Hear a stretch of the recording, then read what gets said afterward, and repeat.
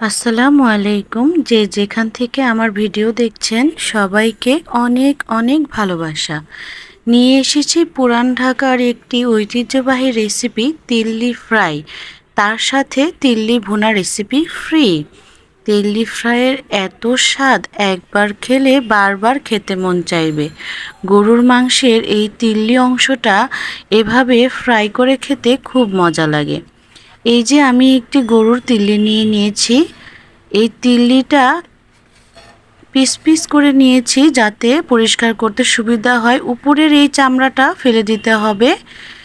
পরিষ্কার করে piece piece করে কেটে তারপরে ফিরে আসছি।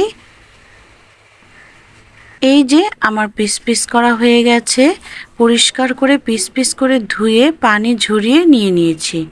এবার কিছু শুকনো মশলা রেডি করে নিব। ক্যাপশনে দেওয়া আছে, যাদের যাদের বুঝতে অসুবিধা হবে এটা একবার দেখে নিলেই হবে মেজারমেন্টগুলো।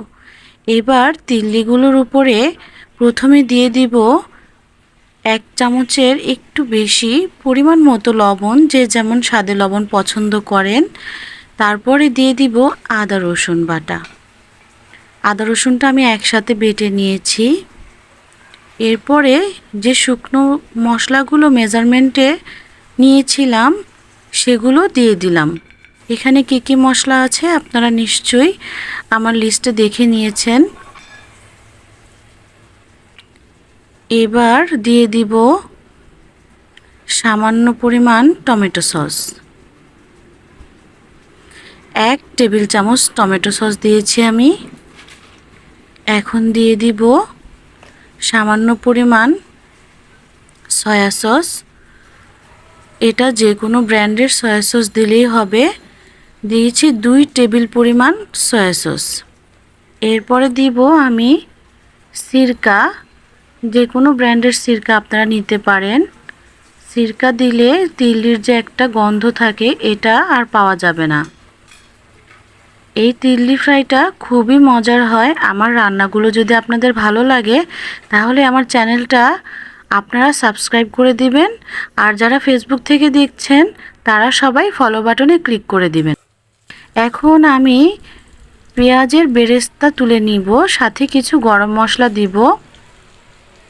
গরম মশলা দিয়ে এই পেঁয়াজ বেরেস্তাটা তুলে নিব জিরা সহ। এটাকে আমরা ভাজনা বলি।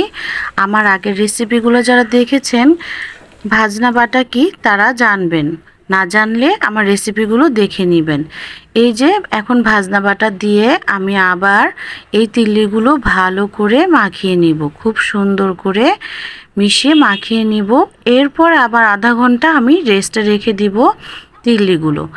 ভালো করে ম্যারিনেশন করা হয়ে গেলে তিল্লিগুলো ফ্রিজে রেস্ট করতে দিব। আর রেস্ট করা হয়ে গেলে বের করে আনবো। একটি পাত্রে আমি তেল গরম দিয়েছি। চুলার আঁচটা মিডিয়াম লো থাকবে। তিল্লিগুলো এই লো আঁচেই ভেজে একদম সিদ্ধ করে নিব। সবগুলো তিল্লি এক এক করে আমি দিয়ে দিচ্ছি সুন্দর করে তেলে। এভাবে ছাড়িয়ে ভাজতে পারলে খুব ভালো হয়। আমি একবারে সবগুলো তিল্লি দিয়ে দিলাম। এই যে দেখুন আমার তিল্লিগুলো দেওয়া হয়ে গেছে। নাড়াচাড়া করব না, এই অবস্থায় রেখে আমি ঢেকে দিব। ঢাকনা দিয়ে এভাবে মৃদু আঁচে রান্না করব।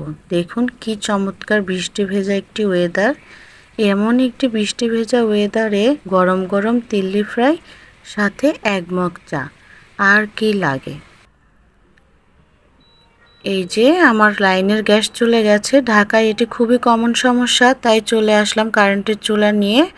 কারেন্টের চুলায় মিডিয়াম লো আঁচ আমি 600 পাওয়ার দিয়েছি, দিয়ে রান্নাটা আবার শুরু করলাম। এই যে এবার ঢাকনা খুলে এপিট ওপিট উল্টে পাল্টে দিব।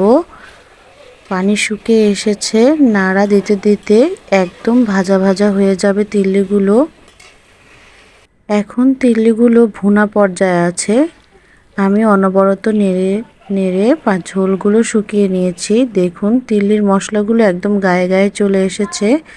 এখন কিছু তিল্লি উঠিয়ে নিয়েছি, দেখুন ওগুলো তিল্লি ভুনা হয়ে গেছে। এখন সেই তিল্লিগুলো আবার ডুবো তেলে ছেড়ে দিব, কারণ তিল্লি ফ্রাই করব। ওভাবেও খাওয়া যাবে, ওটা ভুনার মতো স্বাদ হবে।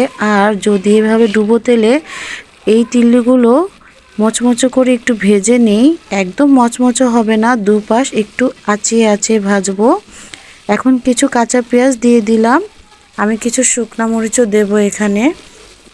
পেঁয়াজগুলো হালকা বাদামি হয়ে আসবে, নরম নরম হয়ে আসবে, তখন আমার তিল্লিগুলো ভাজা হয়ে যাবে। এই যে তৈরি হয়ে গেল মজাদার তিল্লি ফ্রাই। ফ্রিজে কোরবানির মাংসগুলো খুঁজে খুঁজে সবাই তিল্লি বের করে ট্রাই করুন মজাদার তিল্লি রেসিপি ট্রাই করে সবাই জানাবেন। সবাই ভালো থাকবেন, সুস্থ থাকবেন। আল্লাহ হাফেজ।